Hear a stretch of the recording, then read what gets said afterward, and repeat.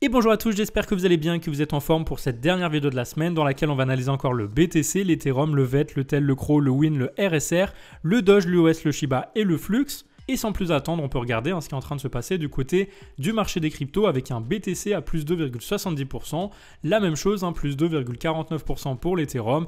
Et ensuite, on a de plus fortes hausses du côté du Solana, plus 6,41%, et puis le Doge et l'ADA, plus 9% environ. Donc on voit que les altcoins sont plutôt haussières et qu'elles ont pris la dominance par rapport au BTC qui a une dominance, je le rappelle, à 41%.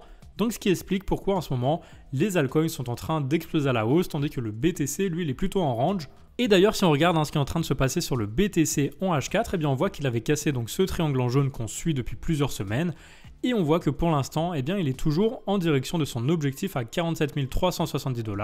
Donc pour l'instant, pas de quoi s'inquiéter. On est très nettement au-dessus de la Tenkan, de la Kijun et du nuage. Et on voit qu'aujourd'hui, on est en train de faire une avalante sur la précédente bougie.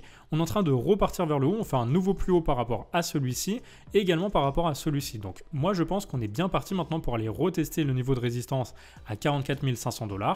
Et si on casse tout ça, eh bien, préparez-vous vraiment à décoller, parce qu'on cassera une résistance très importante qu'on a vraiment essuyé 2 fois par le passé.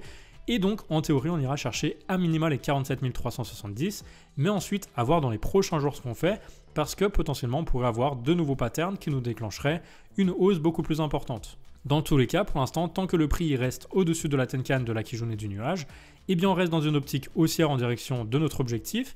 Et bien sûr, si on repasse en dessous du nuage, là attention, parce qu'on ira rechercher à minima le niveau des 37 700 $ environ, qui correspond au précédent support, étant donné qu'on avait rebondi sur ce support ici.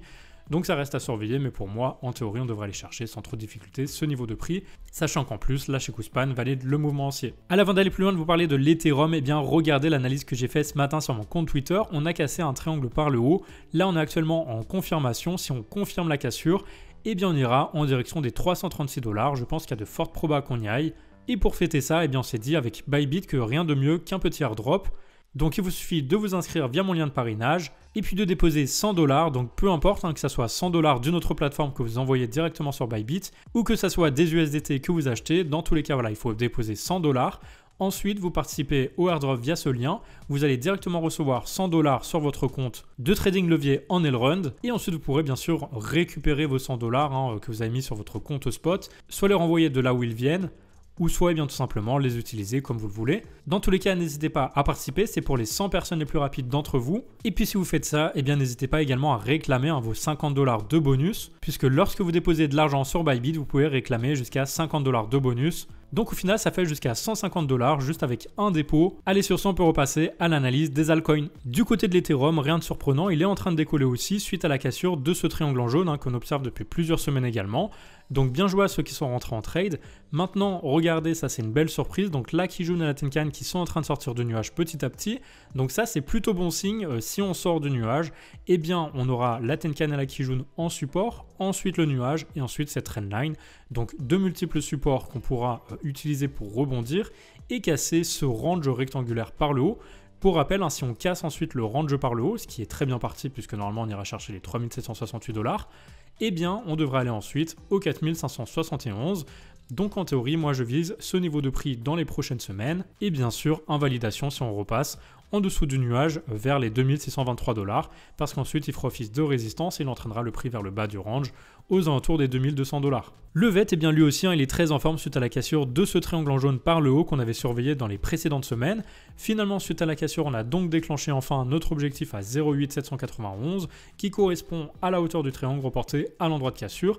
Et tant que le prix sera soutenu par la Tenkan, la Kijun, le nuage et la trendline, eh bien on reste très nettement en tendance haussière en direction de l'objectif avec la Kuspan qui valide le mouvement. Donc sauf si on repasse en dessous du nuage, sinon on est bien parti pour aller chercher notre objectif. Et si on repasse en dessous, bien sûr on ira chercher le prochain support aux alentours des 0,4447. Ça correspond à ces deux précédents rebonds par le passé, mais en théorie on ne devrait pas y aller avant d'aller chercher notre objectif. Le TEL, eh bien, il a complètement explosé notre objectif. Regardez, on avait donc surveillé ce triangle depuis plusieurs semaines. Finalement, il a été cassé par le haut et on allait chercher l'objectif à 0,6793. Et ensuite, on allait beaucoup plus haut, on allait rechercher directement la prochaine résistance à 0,863. Donc pour l'instant, on est sous résistance. Ici, vous voyez qu'on a été rejeté plusieurs fois par le passé. Il va falloir recasser donc ce niveau de résistance pour aller beaucoup plus haut. Et alors maintenant, ce qu'on attend, c'est de voir si le prix parvient à casser son range par le haut. Vous voyez qu'en daily, on a un prix qui stagnait à plat, plutôt à plat à l'intérieur de ce rectangle. Et donc si on le casse par le haut, on devrait aller chercher ce niveau des 0,16 qui correspond à la hauteur du range reporté à l'endroit de cassure. On voit bien sûr que le prix est sous résistance par rapport à celle-ci, mais également lâcher coup-span. Donc bien attendre de voir le prix sortir en confirmation de ce rectangle pour ensuite viser un retour sur ce niveau de prix. Le CRO, ça faisait aussi plusieurs semaines qu'on surveillait ce pattern d'élargissement descendant. J'avais dit que si on le cassait par le haut, on irait aller rechercher enfin le haut du range aux alentours des 0,53. Et vous voyez qu'on est bien parti pour y aller suite à la cassure de cette trendline. Donc pour l'instant, tant que le prix reste au-dessus de la Tenkan, de la Kijun et du nuage, on est bien parti pour y aller. Et bien sûr, la Sheikuspan qui valide le mouvement haussier, donc en théorie c'est bon. Et maintenant, si jamais on est rejeté, bien sûr, et qu'on repasse en dessous du nuage, on ira chercher le support à 0,37. On a été rejeté 2 fois par le passé sur cette zone, donc en théorie, ça devrait encore permettre au prix de repartir. Maintenant, si on casse le range par le haut, cette fois, attention parce qu'on déclenchera encore un nouvel objectif haussier à 0,81. Ça correspond à la hauteur du range reporté à l'endroit de cassure. C'est ce qu'on va surveiller dans les prochains jours. Dans tous les cas, tout d'abord, observer bien sûr le comportement du prix sur le haut du range. Et si on casse, eh bien on pourra augmenter notre objectif en direction de ce prix. Le wing pareil, du coup il a cassé notre triangle qu'on surveillait depuis très longtemps. Finalement, suite à la cassure, eh bien, on devrait aller rechercher le niveau des 0,3800 qui correspond à la hauteur du triangle reporté à l'endroit de cassure. On voit qu'on est bien parti pour y aller, on est repassé au-dessus de la Tenkan, de la Kijun et du nuage. Donc ça valide le mouvement. Et ensuite, si on casse le range par le haut, ce rectangle en bleu, eh bien en théorie, avec une bougie de confirmation, ça nous enverrait ensuite chercher le niveau des 0,5450 dans les prochaines semaines. Ça, c'est ce que je surveille. Dans tous les cas, tant que le prix ne repasse pas en dessous du nuage, bien sûr, parce que s'il repasse en dessous, il fera office de résistance et il entraînera le prix très certainement sur le support à 0,2575. Le RSR, eh bien c'est la même chose. Il avait donc cassé ce pattern d'élargissement descendant. J'avais dit que suite à la cassure, il y avait de fortes probas d'aller retourner chercher le haut du range. Ça a été fait.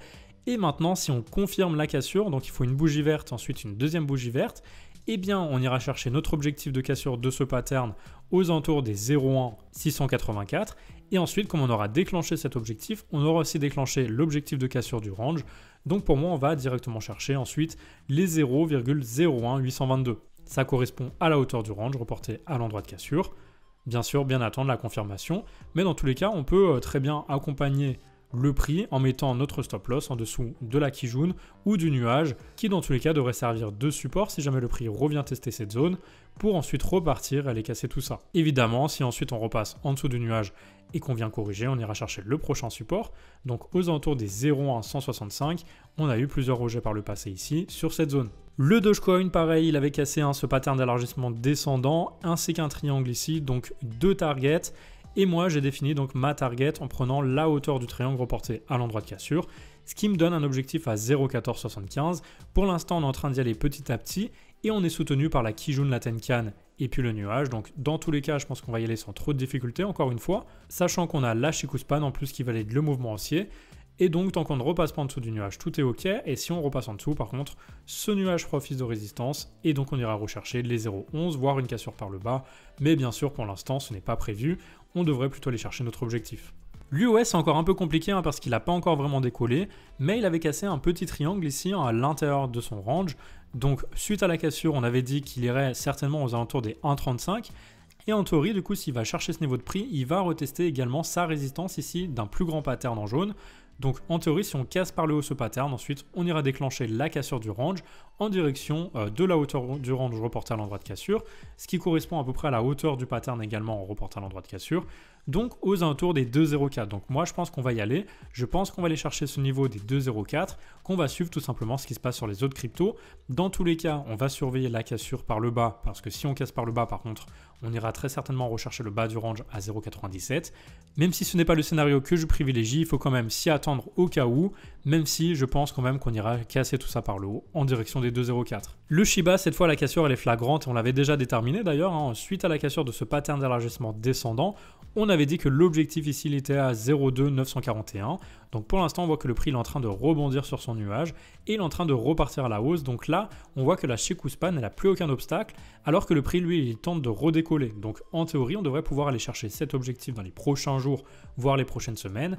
Et dans tous les cas, eh bien, on attend bien sûr la cassure de ce range par le haut, parce que tant qu'on ne casse pas le range, eh bien, ça reste encore un peu baissier, hein, tout ça. Tant qu'on ne fait pas de nouveau plus haut par rapport à celui-ci, on reste dans une tendance baissière. Voilà, donc il faut absolument repasser au-dessus, confirmer en clôture la cassure du range, et pourquoi pas ensuite aller chercher l'objectif à 0,5590. Dans le cas contraire, si jamais on est rejeté et qu'on repasse en dessous du nuage, on ira chercher à minima le prochain niveau de support à 0,242. Et enfin une analyse du flux qui décolle aussi aujourd'hui et qui fait plaisir à voir. Donc il avait cassé ce pattern d'élargissement descendant par le haut et finalement du coup on avait déclenché un objectif en direction des 1,78.